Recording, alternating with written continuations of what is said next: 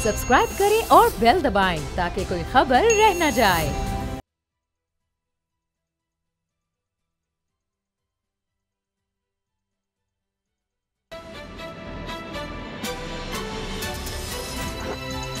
अब पता चला। अब पता चला में आज आप जान सकेंगे यकतरफा एहतसाब मुल्क का नुकसान, नैब के किरदार पर सुप्रीम कोर्ट परेशान, वजीर मुशीर आमने सामने, काबीना इजलास किसकी हुई क्लास, अद्वियात के भी बढ़ गए दाम, किसने दिखाया काम कौन हुआ बदनाम, शाहिद खाकान और ख्वाजा आसिफ आमने सामने, ऑपोजिशन इत्तेहाद के टूट गए सपने। बिस्मिल्लाहिर्रहमानिर्रहीम, अस्सलाम वालेकुम। मैं हूं मोहम्मद उसामा गाजी और आप देख रहे हैं अब पता चला। नैब की कारकर्दगी क्या है, सुप्रीम कोर्ट के एक तफसीली फैसले ने इस बारे में साफ साफ बता दिया है। मेरे ख्याल में नैब के हवाले से इतनी सख्त जजमेंट आज तक नहीं आई होगी। पैरागॉन सिटी हाउसिंग सोसाइटी का एक केस जिसमें ख्वाजा बरादरान की ज़मानत मंजूर हुई सुप्रीम कोर्ट से, उसका तफसीली फ़ैसला आ गया और इस तफसीली फ़ैसले में जो बातें लिखी हैं उसमें तो नैब के बारे में जो बात कही जाती थी, अब सुप्रीम कोर्ट कह रही है कि जी इम्तियाजी सलूक किया जाता है, पॉलिटिकल इंजीनियरिंग का कह दिया है नैब के बारे में सुप्रीम कोर्ट ने। ये तो जिस तरह हम आम लफ्ज़ में कहते हैं उड़ा के रख दिया। ये तो कुछ बच्चा ही नहीं नैब के पास कि अब नैब क्या करेगा ऐसी जजमेंट के बाद कि जिसमें कहा जा रहा है कि जनाब अदल व इंसाफ की धज्जियाँ उड़ाई गई हैं नैब की तरफ से।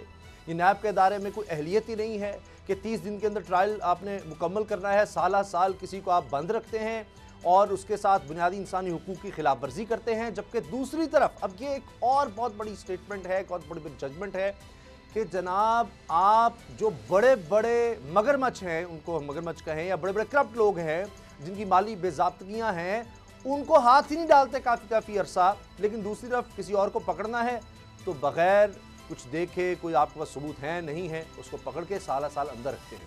तो आज हम सबसे पहले इस पर बात करेंगे क्योंकि इसी बारे में ख्वाजा साद रफ़ी उन भाई सलमान रफ़ीक साहब को ज़मानत में मिली थी। और भी मौज़ूआत हैं, मुस्लिम लीग नून में जिस तरह नज़र आ रहा है धड़ेबंदी है वो साफ़ है, और काबीना के अंदर की कहानी, वज़ीर आज़म के वज़रा ने क्या क्या कहा, ख़ास तौर पे PTV के हवाले से जो फ़ीस का था मामला वो मौखर किया गया, क्यों, किसने क्या कहा, इस बारे में बात करेंगे। लेकिन पहले असद खरल साहब, नैब के पल्ले तो कुछ नहीं रह गया। देखिए उसामा साहब, जहाँ हम बैठ के बात करते हैं लोग भी देख रहे हैं। अब जिस तरह की ये जजमेंट आई है, और अगर आपको याद हो तो कल भी मैंने खबर ब्रेक की थी कि ये एक तरफ तो नैब की जो ये सुबकी हो रही है या honourable supreme court of Pakistan की जानब से इतना जो नैब के किरदार के बारे में या उसका एक टिल्टेड जिस तरह वो बताया गया है कि उसके रवैयों के बारे में कि अपोजिशन के हवाले से और बतौर उसको इंजीनियरिंग के लिए इस्तेमाल किया जाता है। लेकिन दूसरी तरफ जो सुप्रीम कोर्ट भी नैब के ऊपर बरम है, और दूसरी तरफ जिस तरह बताया कि दोनों जो पार्टियां हैं, अपोजिशन नून लीग और पीपल्स पार्टी जी, वो भी आलमोस्ट नैब के पास जो इख्तियार थोड़े बहुत थे उसको आलमोस्ट उन्होंने जिस तरह बताया बल्कि फाइनल कर चुके हैं। ठीक, तो अब देखना ये है कि सुप्रीम कोर्ट भी अगर नैब के ख़िलाफ़ हो जाती है, जो पॉलिटिशियन है दोनों पार्टियों की, ज़ाहिर बात है वो सारे नैब के मुलज़म हैं, नैबज़द हैं, वो भी ये चाहते हैं कि चेयरमैन नैब के पास गिरफ्तारी का इख्तियार नहीं होना चाहिए। वो ये चाहते हैं कि जो ये एक नई बात है कि बर्डन ऑफ प्रूफ जो है वाइट कलर क्राइम का, यानी जो मुलज़म है वाइट कलर क्राइम में जिसने बेनामीज प्रॉपर्टीज़ और ऑफिशियल कंपनियां, उसके ख़िलाफ़ नैब पहले सबूत ढूंढेगा। पहली बात तो इख्तियार इसका गिरफ्तारी का नहीं है, तो सबूत वो फिर बाद का इशू है। फिर उसके बाद ये एक और बड़ी इसके अंदर रखी गई है शिक, जो ये प्रपोज जो एजेंडा ऑलमोस्ट फाइनल हो चुका है अब ड्राफ्ट उसका, और पीपल्स पार्टी और नून लीग की तरफ से दोनों मैंने बताया, और वो जो एक टाइकोन है जो माशाल्लाह इकबाल ज़ैद अहमद साहब है वो इसमें भी बेनिफिशरी हैं, चूँकि उनकी तरफ से शाहिद अहमद साहब थे। मामला ये है कि जो बताया गया ये मुबैना तौर पर ज़राए का जो भी है, तो बहरहाल ये डिनाएबल बात नहीं है, वो डिनाई कर सकते हैं। मामला ये है कि उसके अंदर ये देखें, यानी एक इन्वेस्टिगेशन इंक्वायरी प्रोसेस पर इन्वेस्टिगेशन होती है, मुलज़िम को इंक्वायरी के दौरान VR वो बैन हुई है, स्ट्रिक्ट की हुई, उसके बाद प्री बार्गेन होती है कि वो गिल्ट एडमिट करता है, वो नैब के चेयरमैन को या डीजी रिस्पेक्टिव को अपने ओहदे के हिसाब से लिखता है, वो चेयरमैन को भेजता है, चेयरमैन एहतसाब अदालत को भेजता है, वो इंडोर्स कर देती है उसको। एडमिट आलमोस्ट मोस्टली कैसे कि मैं जनाब जुर्म और ये पैसे देना चाहता हूँ, 30% अभी ले लें, 33 और ये पे ऑर्डर है, और उतनी देर फ्रीज रह जाती जा रहा है, नहीं देता तो फिर दोबारा। मामला ये है कि यहाँ पे एक और काम डाल दिया गया, यानी इसका मतलब है हम प्ली बार गेन वाला तो रिकवरी का तो ना ही समझें।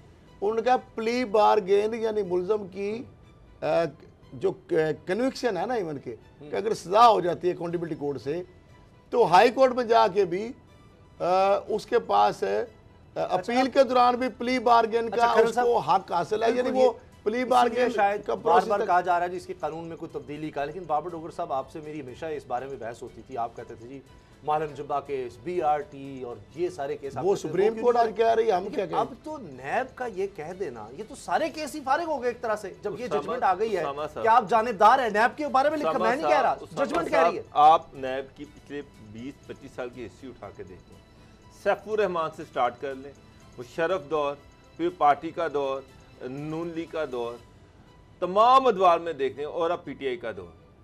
जब से ये सैफुर रहमान से स्टार्ट हो जाए, उसके बाद नैब ऑर्डिनेंस आया, उस दौर में भी देख लें, कभी आपको हुकूमती पार्टी कहते हैं को तो नैब इंडिपेंडेंट अदारा है ना, लेकिन कभी नैब आपको हुकूमती जो लोग हैं उनके खिलाफ कार्रवाई करती नजर नहीं है।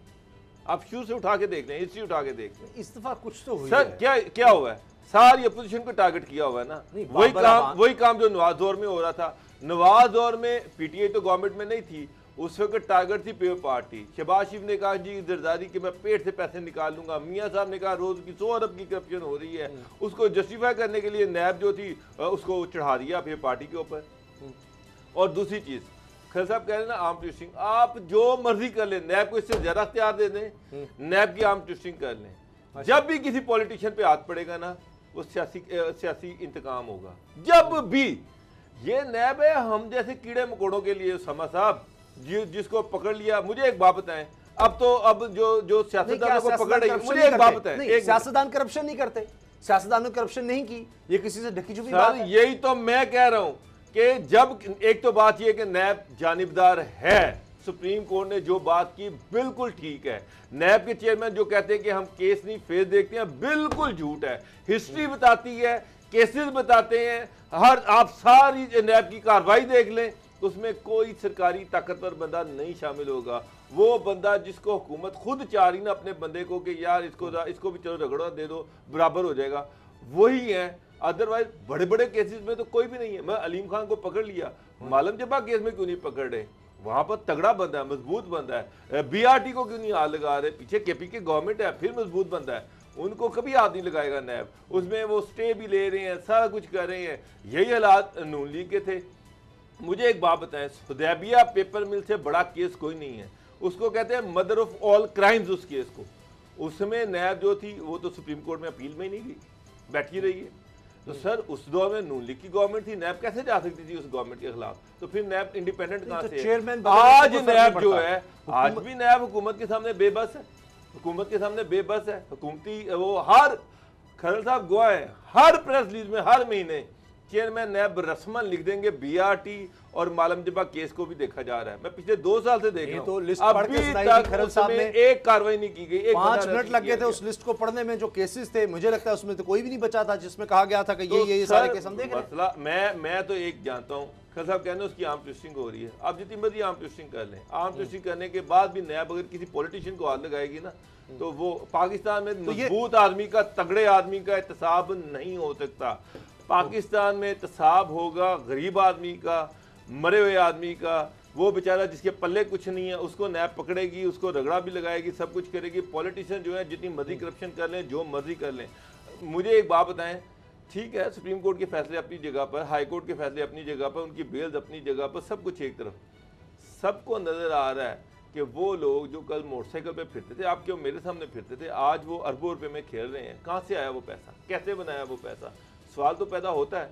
वो बंदे हुकूमत में भी बैठे हुए हैं, वो बंदे अपोजिशन में भी बैठे हुए हैं। मैं ये नहीं कह रहा, हुकूमत में इस टाइम जितने लोग बैठे हुए हैं इनमें से 80% की आप हिस्ट्री निकालेंगे तो 20 साल पहले वो कुछ भी नहीं थे, आज वो अरबपति हैं। भाई कहां से आ गए तुम्हारे पास इतना पैसा, कहां से कमा लिया तुमने, क्या जराए हैं तुम्हारे? और बाद में सारे इनके एसेट जो शो कर रहे हैं वो किसी बंदे के एसेट जो है वो आपका ख्याल है अहलियत में कमी है या ये मामला प्रेशर का है कि ये नैब एक इंडिपेंडेंट अदारा नहीं है। नैब को एक इंडिपेंडेंट अदारा नहीं बनने दिया जा रहा। नैब के ऊपर हुकूमत का भी प्रेशर है, नैब के ऊपर एस्टेब्लिशमेंट का भी प्रेशर है, नैब अंडर प्रेशर है। नैब के जो लोग हैं वो बेचारे इस काबिल नहीं है कि वो व्हाइट कॉलर को क्राइम को डिटेक्ट कर सके, उनकी इतनी कैपेसिटी नहीं है। उनके जो प्रोसिक्यूटर्स हैं वो बेचारे बहुत आम से बंदे हैं, उनके मुकाबले में बड़े बड़े वकील हैं, उनकी इन्वेस्टिगेशन में वीक है, लूप होल्स हैं, तो नैब के अंदर करप्शन है। और ये सारी चीजों के साथ साथ तो क्या करें, बंद कर दें हुकूमत के सामने बेबस, नैब को फिर बंद कर दें।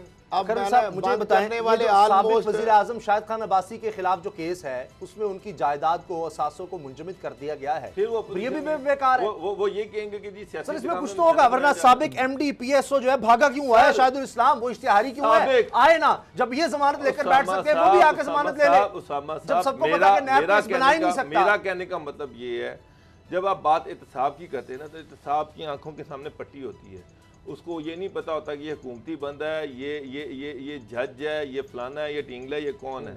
उसके नज़दीक जो भी करप्शन करेगा वो उसकी शिकंजे में आएगा। आप ये कहते हैं कि इस तरह से हो रहा है। सर नैब ताकतवर बंदे को हाथ लगा सकता है। सर कम से कम देखिए ये जो सालों के सामने आए ना मुशीरों के, साहब ऐसी बात है। मुझे एक बात बता रहे, 2 साल में कौन सा तगड़ा बंदा जो नैब ने अरेस्ट किया? मुझे लंबी फरिश्त है, अरेस्ट वो सारे साबित है। सर वो मौजूदा वो हुकूमत इस हुकूमत का फेडरल मिनिस्टर मुझे बता दे, वो दबाव डालेगी, वो हुकूमत जो अपने ही लोगों के खिलाफ फेडरल स्टैंडर्ड लेकर आएगी, अपने ही पैरों पर कुल्हाड़ी मारेगी, पीआईए का सारा ला करके जी निकालो इनको, अपने ही मुशीरों और स्पेशल एडवाइजर्स के खिलाफ कि जनाब उनके असासे भी लेकर आ रहे हैं, उनकी दोहरी शरीफ भी ले आ रहे हैं। वो हुकूमत क्यों करेगी कि जी नैब को कार्रवाई न करे? ऐसी हुकूमत सारों के सामने रख रही है चीजें। मैं तो और इनके जो इर्द गिर्द का सर्कल है, जो मशीरान है, जो मिनिस्टर हैं, आप कोई इनमें से गवाही देता है? कोई सारे ऑनेस्ट हैं?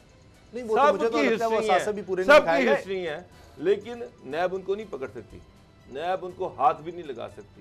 हाँ, हुकूमत चाह रही है कि अपोजिशन की आर्म ट्विस्टिंग करनी है। मैं इस बात से कतई नजर के वो करप्ट है या साहब, नहीं है। चाहे लीम खान हो उसको, लेकिन उसका टारगेट नहीं छोड़ा, इनको सुप्रीम कोर्ट ने छोड़ा, ख्वाजा बरादरान को भी सुप्रीम कोर्ट से अहकाम आता है, अलीम खान के भी कोर्ट से आते हैं, बाबर अवान के भी कोर्ट से आते हैं, जिसको पकड़े उसके कोर्ट से आते हैं अहकाम, नैब की तरफ से तो नहीं आते। अच्छा खरल साहब, आपको लगता है नैब को फिर बंद कर देना चाहिए जब वो जानिबदार है, जब वो आइन और कानून की पामाली कर रहा है? सुप्रीम कोर्ट की जजमेंट कह रही है जी इनका तर्ज़-ए-अमल कानून, अदल इंसाफ और माकूलियत की मुकम्मल खिलाफ वर्जी का वाज़े इजहार है।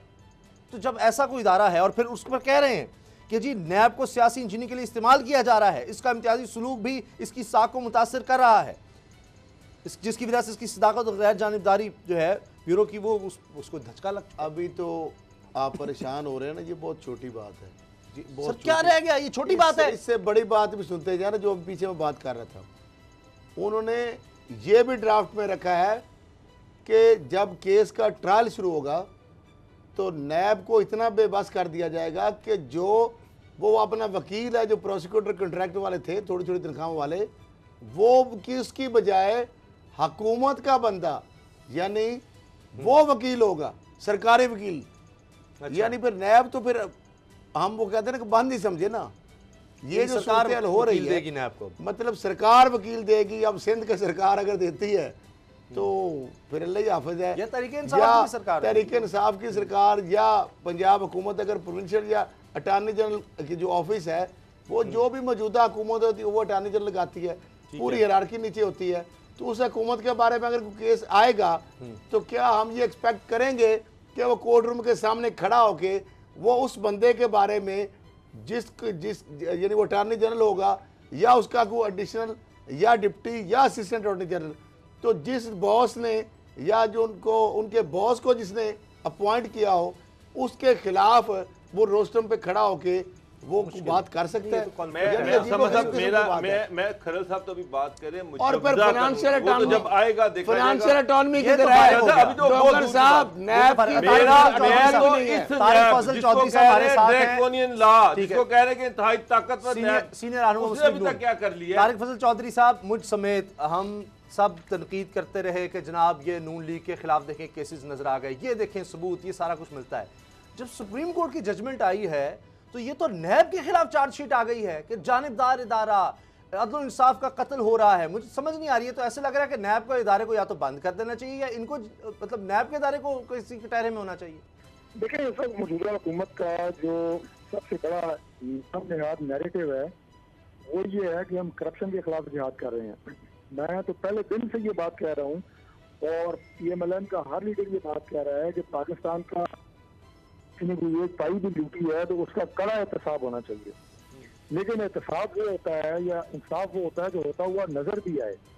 लेकिन आपने देखा कि ये सिर्फ कल का डिसीजन नहीं है, इससे पहले भी मुताबिक दफा हाई कोर्ट और सुप्रीम कोर्ट के ऐसे फैसले या ऐसी रिमार्क्स ऑनरेबल जज साहिबान के कहा कि एहतसाब के नाम के ऊपर सियासी इंतकाम हमें नजर आ रहा है। ये इससे पहले भी बहुत हो चुकी है और कल के फैसले में जो बात आई है मैं समझता हूँ कि उसके बाद तो बिल्कुल क्लैरिटी आ जाती है कि हुकूमत एहतसाब के नाम पे इंतकाम ले रही है, अपोजिशन को टारगेट कर रही है और जो केस बनाए जा रहे हैं वो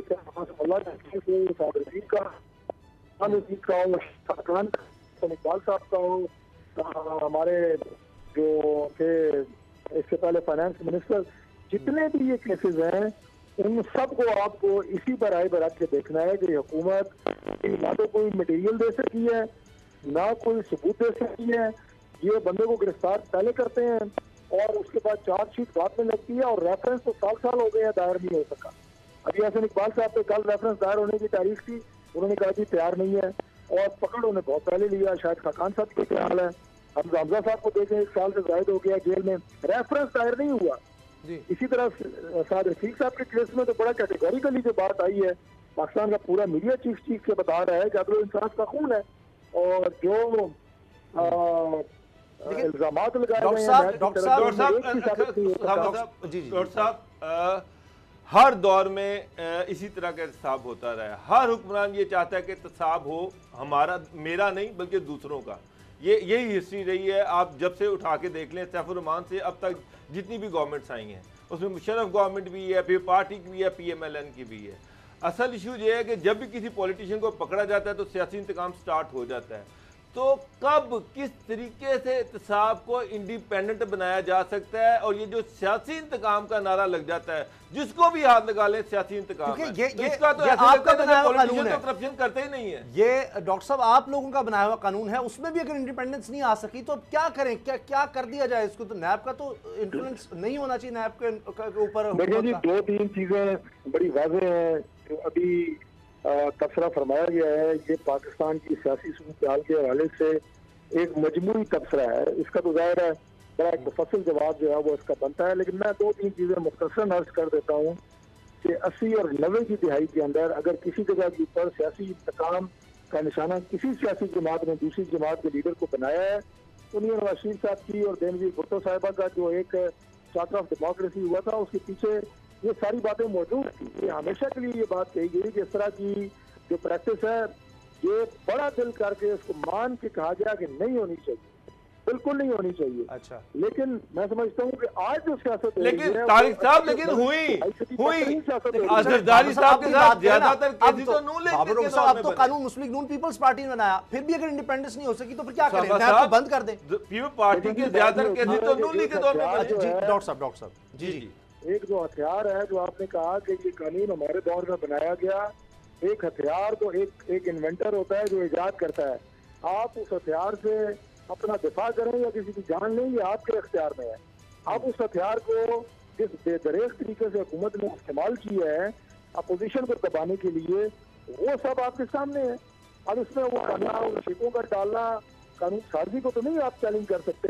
लेकिन उसके बावजूद हैविंग सेड दैट मैं ये बात कहूँगा कि ये बात मौजूदा दौर में बिल्कुल मानी गई है, उसमें बहुत सारी ऐसी हैं जिन्हें तब्दील करने की जरूरत है। बुनियादी तौर पर नैब का ये कानून जो मुशर्रफ के दौर से बना था, ये नून लीग की इजाद नहीं है, हमारा ये कसूर जरूर है कि हम इसमें बहुत सारे अमेंडमेंट उस वक्त कर सकते थे, वक्त मौजूद था, लेकिन जरा मुशर्रफ के दौर में, और मकसद उसका उस वक्त भी यही था। लेकिन मैं समझता हूँ कि जरा मुशर्रफ ने अमरीत के दौर में भी डॉक्टर साहब इदारे का इतना हम तो क्या कहें, सुप्रीम कोर्ट की जजमेंट है 87 सफ़हात पर, जब वो कह रही है पॉलिटिकल इंजीनियरिंग का लफ्ज़ वो इस्तेमाल कर रहे हैं, दीगर बातें, मगर बात यह है कि जब चेयरमैन नैब से हम बात करें तो वो कहते हैं कि जी कोई नहीं प्रेशर, वो तो उनको ना हुकूमत लगा सकती है ना उस तरह हटा सकती है, एक इंडिपेंडेंट इदारा है, कैसे हुकूमत इन्फ्लुएंस कर लेती है उनको? फिर देखिए, मुझे ये तो नहीं पता कि किस जरिए से इन्फ्लुएंस करते हैं, लेकिन एक दिन आप ही के चैनल से एक वजीर कहता है कि कल फलां की गिरफ्तारी होगी, अगले दिन गिरफ्तार हो जाता है, फलां चिड़िया फलां बोल रही है, चिड़िया का मुंह बंद करना है, वो चिड़िया पकड़ी जाती है। ये सारी बातें तो 2 साल से अपोजिशन जो है वो अपना राग अलाप रही है, किस चीज से कह रही है। लेकिन अब एक तरफ चलें, मैं मान लेता हूँ एक तरफ वर्जन है हुकूमत का, एक तरफ वर्जन है अपोजिशन का, दोनों अपने अपने वर्जन का दिफा करेंगे, लेकिन जो सुप्रीम कोर्ट का इदारा है वो एक सालिस इदारा है। उन्होंने जो बात की है और फैक्ट्स एंड फिगर्स के साथ की है, उसके बाद तो मेरा ख्याल है कि हुकूमत को होश के नाखून लेने चाहिए, और जो भी इस इदारे का या इस कानून का बेदरेग और बेदर्दी से इस्तेमाल किया गया है अपोजिशन के लीडरान के खिलाफ, उसका मदावा भी होना चाहिए। तारिक साहब, सियासी बयान नहीं होना तारिक चाहिए। साहब एक बंदे के जिंदगी के जनाब 14 माह 16 माह 18 माह आप उसको बेगुनाह आप उसको कैद रखें, आप उसके खानदान को इंसानी अजियत से गुजारे हैं, उसकी पूरी बरादरी, उसके पूरे अहले खाना से टॉर्चर हुआ, खुद टॉर्चर हुआ, इसका कोई मदावा हो सकता है? इसका मदावा भी होना चाहिए। मैं तो ये मैं तारिक साहब बिल्कुल मैं आपकी बात से एग्री करता हूँ। सुप्रीम कोर्ट की जो रूलिंग आई है मैं उससे भी एग्री करता हूँ कि एहतसाब यकतरफा हो रहा है, वन साइडेड हो रहा है और इंसाफ के तकाजे पूरे नहीं हो रहे। मसला ये आपने भी दावे की बात की है, तो वो दावा किस तरह से हो सकता है? नंबर 2 बात, और नंबर 2 बात तो फिर नैब को इंडिपेंडेंट किस तरह से बनाया जा सकता है? और आप क्या कहते हैं कि एहतसाब ना हो, या हो तो किस तरह से हो? मुस्लिम लीग नून की तरफ से आज ये भी कहा गया प्रेस कॉन्फ्रेंस में कि जी इसको बंद कर दिया जाए इदारे को, तो बंद करना हल है? देखिए जी, अभी इस वक्त एक कमेटी जो है वो ऑलरेडी पार्लिमान में तश्कील दी जा चुकी है, बल्कि उसमें बहुत सारा काम हो चुका है, मैं ज़ाती तौर पर जानता हूँ, हो चुकी है, जिसमें नैब में अमेंडमेंट के हवाले से सिफारिशात हुकूमत की तरफ से भी आई हैं और उसमें अपोजिशन ने भी अपना हिस्सा डाला है। तो मैं समझता हूँ कि उस अमल को फिर फौर मुकम्मल कर देना चाहिए। अपोजिशन की राय मुतफिका जो काबिल एतराज, इसके मिसाल के तौर पर 90 दिन का रिमांड है। एहतसाब का कानून ऐसे नहीं है कि जिसमें 90 दिन के रिमांड में ना आपको कोई अपील का हक है, ना आपके खिलाफ कोई FIR है, उसके बावजूद 90 दिन का रिमांड है, ना रेफरेंस दायर हुआ है, ना इन्वेस्टिगेशन अपनी नताज पर पहुंची है, सिर्फ एक नुकता बताया है। इसी तरह कई और ऐसे निकात हैं जिनके ऊपर अपोजिशन मिल के एक मुतफिका एक अमेंडमेंट बनाए और वो लें, मेरा ख्याल मसला हल हो जाएगा। ठीक है, बहुत बहुत शुक्रिया डॉक्टर तारिक फजल चौधरी साहब, आपने हमें वक्त दिया, आपकी बड़ी मेहरबानी। का वक्त है, ब्रेक के बाद मिलेंगे और बात करेंगे कि मुल्क में अद्वियात की कीमतें फिर से बढ़ा दी गई हैं और काबीना में क्या होता रहा है, क्या बहस उतरी, क्या इल्ज़ामात लग रहे एक दूसरे पर। ब्रेक के बाद बताएं।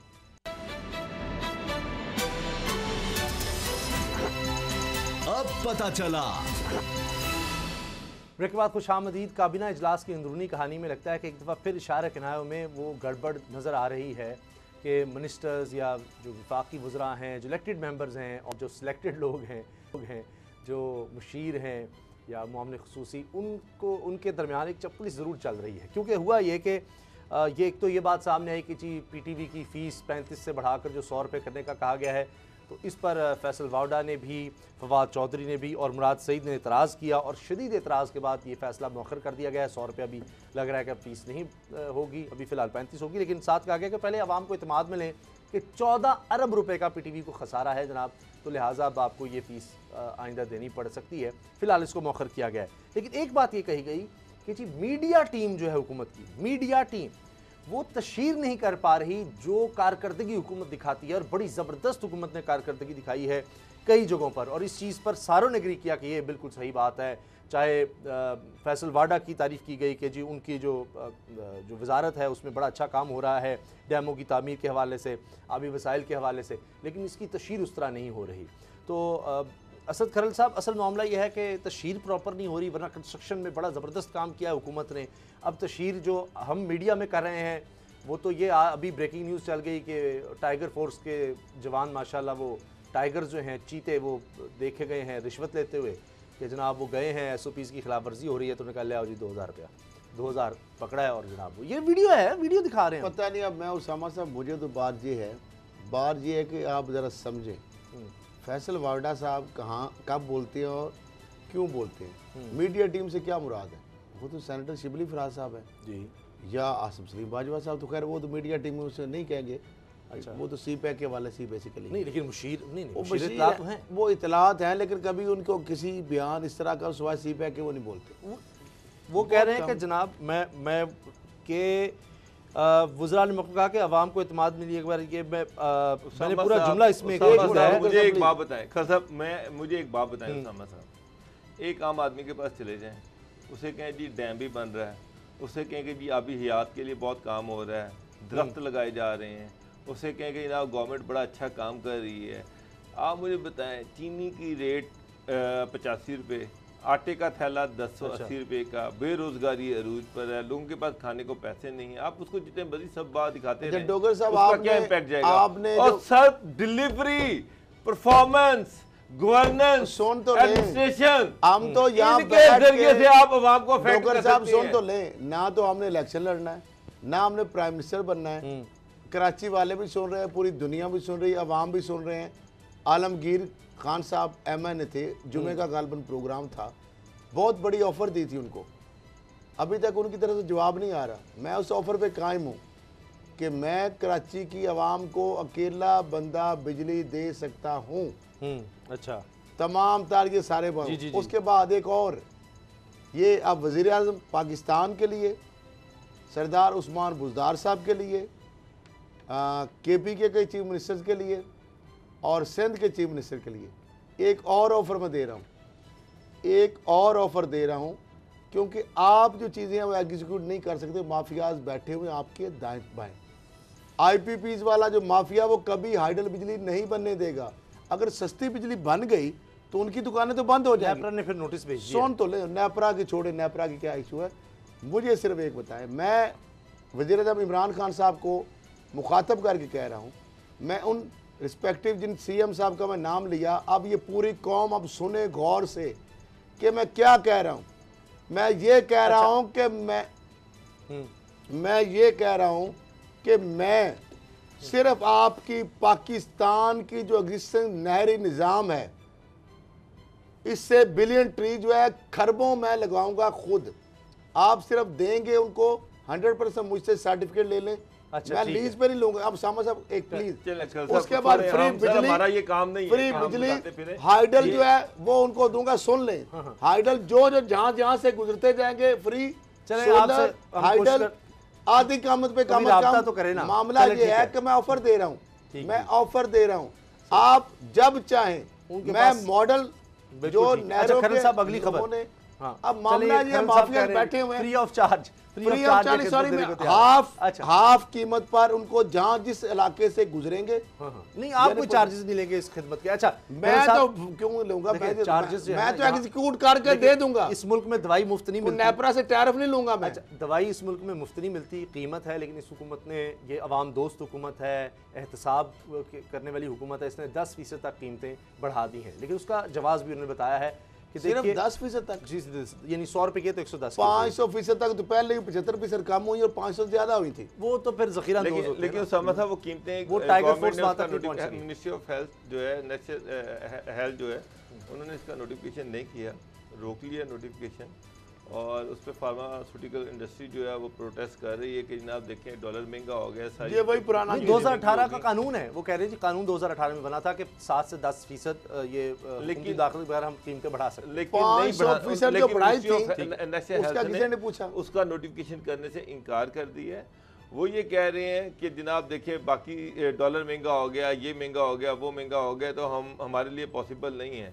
अगर यही चीज़ सामने रख ली जाए डॉलर महंगा हुआ है तो फिर तो मेरा मतलब है कि हर चीज की कीमत बढ़ देनी इम्पोर्ट होती है चाहिए। ना, फिर बहुत तो सी मेडिसिन हैं जो जिनका मटेरियल जो बनाना है आपने वो इम्पोर्ट खुदा का खौफ सर, करे वो उसामा तो साहब महंगी बनती है। सर, सर, डॉलर जब 170 आप पे पहुंच 10% रहा है, इंक्रीज की बात डॉलर करते हैं ना, 170 पे सौ पहुंच रहा तो है। ये कौन ले, डिसाइड करेगा? 2-3 साल पहले 100 रुपए पे था। मल्टीनेशनल कंपनी अब वो की उसकी दवाइयां वही इंडिया में सस्ती हैं या महंगी है, सर वो बहुत इंडिया- फर्क है। सर इंडिया में बिल्कुल, क्योंकि वो खुद रॉ मटेरियल बना रहे होंगे उसके लिए जो चाहिए, राम हम अगर इनके इम्पोर्ट कर रहे हैं। imported जो बात कर रहा हूं मैं, और दूसरी बात यह है कि जो सेम साल्ट की अगर पाकिस्तान में रिप्यूटेड सर ये फर्म नून बना लीग में रहे बहरान आ गया था इसी वजह से, क्योंकि दवाइयां नहीं मार्केट में मिल रही थी। वो कहते थे जी दवाई नहीं है, जो कीमत जिस पे यही कह रहे हैं तो हम बना ही नहीं माफिया सकते, है। वो आटे दवाई के- मार्केट से गायब हो गई, चीनी के ऊपर बनाना हाथ बंद कर डालें, दी। चीनी जी, गायब, imported दवाई उससे आटे 500 के गुना हाथ महंगी। डालें, ये वही आटा गायब, फार्मास्यूटिकल दवाइयों पे कंपनी हाथ है। डालें, ये दवाइयां वही गायब। फार्मास्यूटिकल कंपनी है। जब ये कोविड आया है तो 2 रुपए की चीज इन्होंने 50 रुपए की बेची है कि नहीं बेची? जी, जी। इन्होंने जितने मेडिकल इक्विपमेंट जो रिलेटेड थे कोरोना के, उसमें इन्होंने अरबों रुपया कमाया। कि इनको शर्म नहीं आई उस वक्त कि ये कर क्या रहे हैं? अच्छा, आप मेडिकल किसी को स्टोर बुलाकर पे चले पूछ गए। लें, एक आदमी नहीं मानेगा, वो कहेगा जी हम तो 2 रुपए की दे रहे हैं, आगे से गायब हो जाती है। सर, हम तो अपनी बना रहे हैं, हम तो बना मार्केट चुके हैं। में कोरोना के हवाले से हर चीज की कीमत 200 गुना बढ़ी है, 1000 गुना बढ़ गई। चीजें मिलने नहीं थी, उनकी मसनूई आर्टिफिशियल शॉर्टेज पैदा की गई।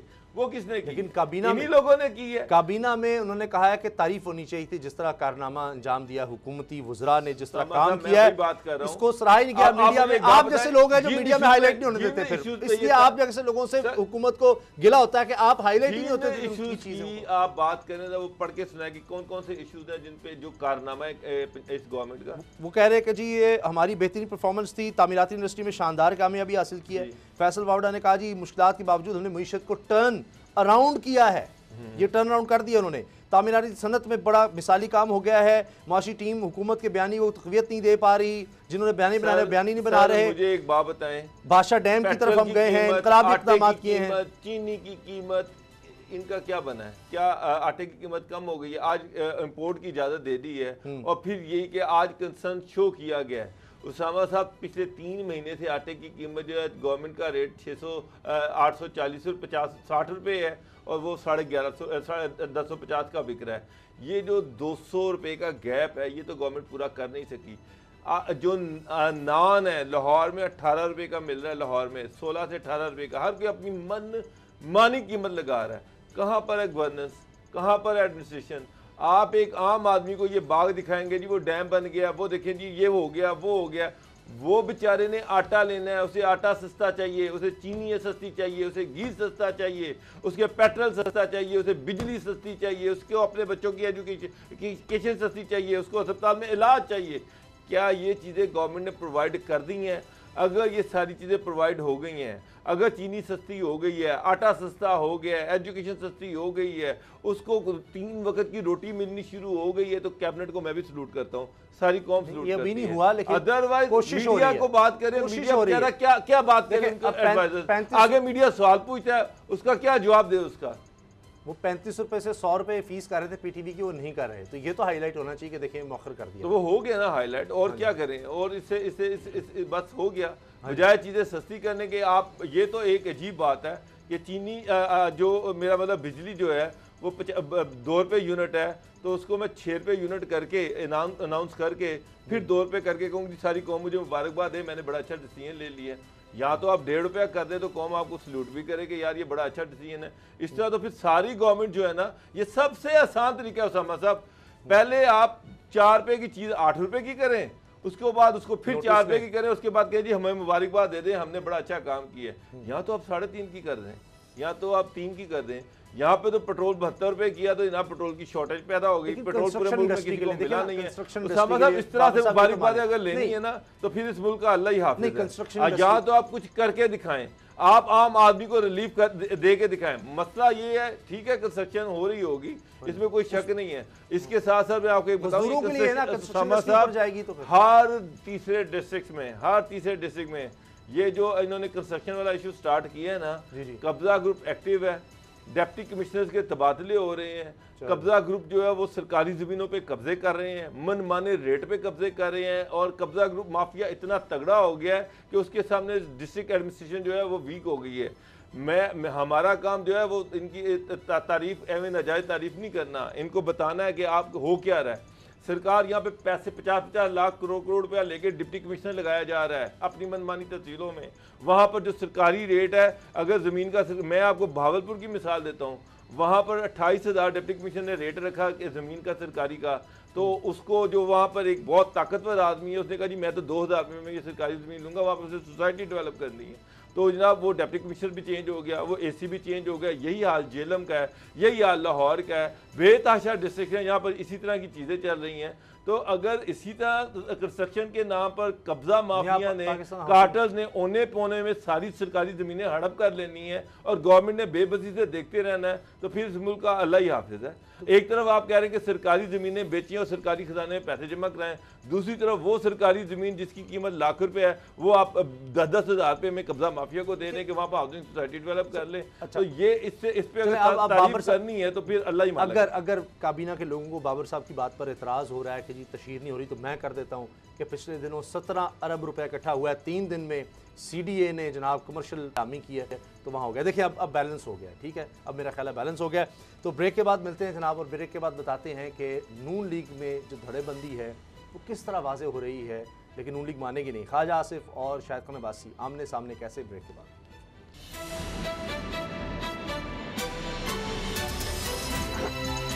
अब पता चला। मुस्लिम लीग नून की तरफ से हमेशा कहा जाता है कोई धड़ेबंदी नहीं है, सिर्फ एक बयानिया है। वो बयानी खैर अब समझ ही नहीं आ रहा, कहीं है ही नहीं। तो अब वो मियां नवाज शरीफ साहब बाहर हैं, शहबाज शरीफ साहब यहाँ पर हैं, वो करंतना में है, मरीम साहब खामोश है। लेकिन एक चीज़ वाज़े हो रही है कि धड़ेबंदी है। आज की कहानी सुन लें। ख्वाजा आसिफ साहब स्टेज पर हैं। आज इजलास हुआ मुस्लिम लीग नून का, तो उसमें स्टेज पर ख्वाजा आसिफ साहब थे, लेकिन शाहिद खान अब्बासी साहब जो हैं वो कारकुनों में जाकर बैठ के, इसके बावजूद कि पहले इनका एक पार्लिमानी इजलास बड़ा मशहूर हुआ जिसमें कहा गया कि जी हर सूरत शहबाज शरीफ साहब आएँ, और बड़ी एक दूसरे के ख़िलाफ़ बातें हुई और लीडरशिप के ख़िलाफ़ बहुत से लोगों ने बातें की।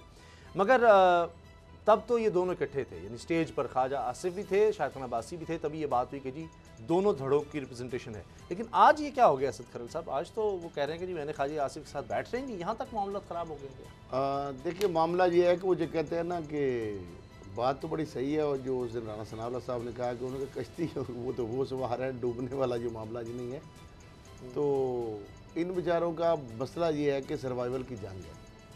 शहबाज शरीफ साहब अपने लिए सर्वाइवल की जंग लड़ रहे हैं, शाहिद खान अब्बासी साहब अपने लिए सर्वाइवल की जंग लड़ रहे हैं, ख्वाजा आसिफ साहब अपने लिए सर्वाइवल की जंग लड़ रहे हैं, मरियम साहिबा पुरसरार खामोशी जो है वो अपनी कमिटमेंट के तहत खामोश है, नवाज शरीफ साहब अपनी कमिटमेंट के तहत खामोश है। हर बंदा अपनी लाइन सीधी करने के चक्कर में है। पीपल्स पार्टी जो है वो ये नहीं चाहती कि नून लीग जो है वो मजबूत हो। उसके पास तो पहले पंजाब में कुछ नहीं है, सिंध में भी जो सूरत हाल है, तो वो चाहती है कि मज़ीद कमज़ोर हो, तो बीच में कोई खिलाफ पैदा हो, ताकि आइंदा इलेक्शन में कोई 2-4-10 सीटें हम भी निकाल सके।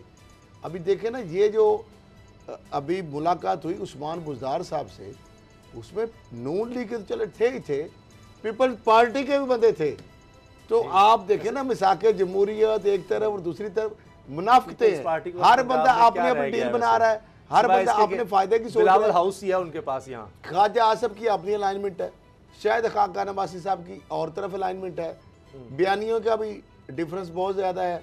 हर बंदा अपने अपने मकसद की जो है ना, एक दौर था हुकूमत में होते हुए ख्वाजा आसिफ और चौधरी निसार ये आमने सामने होते थे, इसहाक डार और शाहिद खान अब्बासी आमने सामने होते थे। अब वो दोनों नहीं है, तो ये दोनों आमने सामने हो गए, क्या चक्कर हो? उसामा साहब ये है बयानिया, एक बयानिया चल रहा है मरीम नवाज शरीफ का और एक चल रहा है शहबाज शरीफ। बहुत क्लियर डिफरेंसेस हैं दोनों में, दोनों आपस में स्पीकिंग टर्म में भी नहीं है। शहबाज शरीफ ने पीछे नवाज शरीफ से शिकायत भी की है कि मरियम को कहें कि वो साइड पे रहे, मुझे मेरी सियासत करने दे। मरियम का सियासत में इंटरफेरेंस बहुत ज़्यादा है, उतना ही है जितना पहले था। ये है कि उनका ट्विटर खामोश है, ये है कि वो जाती उम्रा में बैठी हुई हैं, लेकिन उनके राबते पूरे हैं, मजबूत हैं, और एक बड़ी स्ट्रॉन्ग लॉबी है जो मरियम को सपोर्ट करती है। अब मरियम ये चाह रही हैं कि अगर नून लीग में कोई चांस बनता है तो वो शाहिद खान अब्बासी का बनता है। शहबाज शी साहब ये जो क्वारंटाइन में बैठे हुए हैं और जो इनकी गाड़ी कभी एयरपोर्ट नहीं पहुंची, जिन्होंने कभी APC नहीं होने देनी, वो पूरी कोशिश कर रहे हैं। अच्छा, पहले ही बता रहे हैं खान के बाद आप पहले ही बता रहे हैं कि APC सर नहीं होनी। APC अगर होगी तो उसका एजेंडा कोई नहीं होगा, और अगर मैं कहता हूँ कि बिल फॉर APC हो भी गई तो उस जो भी चीज़ें अप्रूव होंगी वो कभी वो मटीरियलाइज होंगी नहीं। ये भी मैं आपको बता दूँ, शहबाज शरीफ के होते हुए APC आगे नहीं बढ़ सकती। ये बात ये तो वही जो clear है। धरने से पहले जो कुछ होता रहा, धरने के दौरान होता रहा, वही सर एक scene है। पूरी हिस्ट्री है, एक पूरा सीक्वेंस है। शहबाज शरीफ का एक अपना नैरेटिव है, हमजा शहबाज का एक अपना नैरेटिव है, मरियम का अपना एक नैरेटिव है। मरियम आज भी बिलीव करती है कि वोट को इज्जत दो, जो है यही असल नारा है। तो फिर बिलावल उनसे राब्ता क्यों नहीं और- करते? वो तो और शहबाज शरीफ नूर- से कर रहे हैं राब्ता। सर मरियम अब पहले तो मिली आपको थी भी ना। पता है, सबको पता है कि जो मसलहतन खामोश। एक NRO हो चुका है, उस NRO के तहत मियाँ साहब बाहर रहेंगे, मरियम यहाँ पर रहेंगी, मरियम खामोश होंगी। शेख रशीद साहब बड़ी दफ़ा ये बात कह चुके हैं। शेख रशीद ऐसे नहीं कहते मैं और शहबाज शरीफ एक ही पार्टी के फॉलोअर्स हैं, और वो पार्टी कौन सी है वो सभी को पता है। और शहबाज शरीफ और शेख रशीद जिसकी बात कर रहे हैं, शहबाज शरीफ जो हैं वो इस उम्मीद पर हैं, वो इस चांस पर हैं कि अगर माइनस इमरान होता है तो उनका नंबर लग जाएगा। ये वो चीज़ है जो मरियम को काबिले नामंजूर है, जो मरियम किसी सूरत में उनके लिए ये चीज़ गवारा नहीं है कि शहबाज शरीफ साहब जो हैं वो प्राइम मिनिस्टर बने। इवन जब एक चांस बना था, जब नवाज शरीफ डिस्क्वालीफाई हुए थे और नवाज शरीफ ने खुद अनाउंस किया था कि मेरे बाद मेरा भाई जो है ये प्राइम मिनिस्टर बनेगा, लेकिन 4 दिन के बाद उस वक़्त कलसूम नवाज और मरियम नवाज उन्होंने उनको मजबूर कर दिया कि वो शाहिद खान अब्बासी जो है उनको प्राइम मिनिस्टर बनाए। तो आज भी अगर फिलहाल तो मुझे उसके इम्कानात बहुत कम लगते हैं, बहुत कम लगते हैं, लेकिन अगर नून लीग का कोई चांस बनता है तो मरियम के लिए शहबाज शरीफ काबिल कबूल नहीं है एज प्राइम मिनिस्टर। मैं आपको लिख के दे रहा हूं। इसका मतलब है कि वो दिन जो है वो अब एक तारीख में नून लीग की लिखा जाएगा कि भाई को खड़ा किया शहबाज शरीफ को कि जी ये होंगे, और जब तक ये इलेक्शन लड़के नहीं आ जाते MNA का तब तक शाहिद खान अब्बासी। तो उसके बाद से तो पूरी पार्टी को पता लग गया कि असल कहानी क्या है, कि वो नवाज शरीफ साहब ने शहबाज शरीफ को कभी नहीं आगे आने देना, आगे मरियम है और मरियम कभी शहबाज शरीफ को नहीं चलने देंगी, और वही धड़ेबंदी आज ख्वाजा आसिफ और शाहिद खान अब्बासी की सूरत में नजर आ रही है। अब देखिए मामला ये है कि नवाज शरीफ साहब जो है उन्होंने, वो हमारे सीनियर दोस्त हैं चौधरी गुलाम हुसैन साहब, अब उन्होंने चूँकि मैंने शायद खुद अनाउंस भी कर दिया था इस टाइप का, अगर मैं गलत नहीं हूँ, तो वो शहबाज शरीफ साहब ने उनको जो किस्सा सुनाया कि नवाज शरीफ साहब ने कहा कि जनाब, शहबाज शरीफ किस्सा सुना रहे हैं कि मैंने फ़ैसला कर लिया है कि मैं बहुत थक चुका हूँ, उम्र मेरी ज़्यादा हो चुकी है, तो ये मेरे नातवा जो कंधे हैं ना बोझ नहीं उठा सकते। आपने पार्टी की बड़ी खिदमत की है, आप मेरे बड़े वफादार भाई हैं, तो अब ये जो है ना मैं आपको ये कलम जो अपना है जिम्मेदारी सौंप रहा हूँ। तो शहबाज शरीफ साहब देखने में तो लड्डू फूट रहे होंगे, ये उन्होंने तो इस तरह की नहीं बात रही। अच्छा, बहरहाल वो उन्होंने कहा नहीं आप सजते हैं, आप मेरे कायद हैं, मेरे बाप की जगह लीडर हैं। तो 2 दिन के 2.5 दिन के बाद उन्होंने कहा कि ये हो जाएगा। वो 2-2.5 दिन जो है ना वो डोगर साहब ने बता रही है धरन तक था उसका कर दिया। यहाँ तक हुआ कि प्राइम मिनिस्टर तो बड़ी दूर की बात, जब प्रेसिडेंट पार्टी का बनना था तो अब हॉर्सेस माउथ है जो मुझे बताया गया कि उनकी वालदा मोहतरमा गई वहाँ पे, हालांकि बड़ी रिस्पेक्ट करती है इस फैमिली, उनकी अपना एक वज़ादारी जो बताते हैं वो जो क्लेम करते हैं, ये है भी जारी गल है हम इस पे। तो वो गई तो उन्होंने बाकायदा कपड़ा फेंका दुपट्टा कि नवाज शरीफ को हाथ जोड़े कि ये आपका भाई है, दुश्मन नहीं है, सुतेला नहीं है, आपके साथ कोई गद्दारी नहीं करेगा। उन्होंने कहा कि ठीक है इसको प्रेसिडेंट बना दो। उसके बाद आपको डोगर साहब पता प्रेसिडेंट भी किसी और को बना दिया था, अनाउंस ये हुए थे और बना मेरे ख्याल उस वक्त भी किसी और को दिया था। इसी तरह प्रीमियर का जब मामला आया उस वक्त तो बाकायदा मरियम साहिबा ने और अल्लाह उनको जन्नत नसीब करे कलसूम साहिबा ने, उन्होंने बाकायदा कपाती डाल दिए घर में पूरे।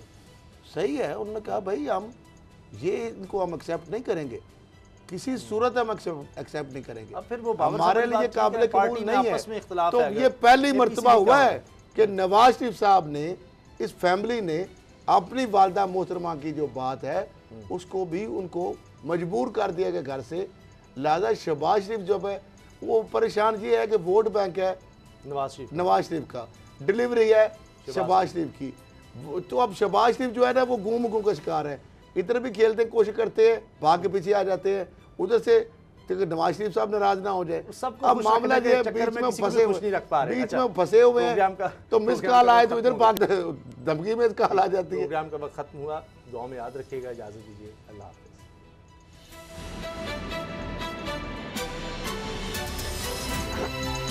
अब पता चला। सब्सक्राइब करें और बेल दबाएं ताकि कोई खबर रह न जाए।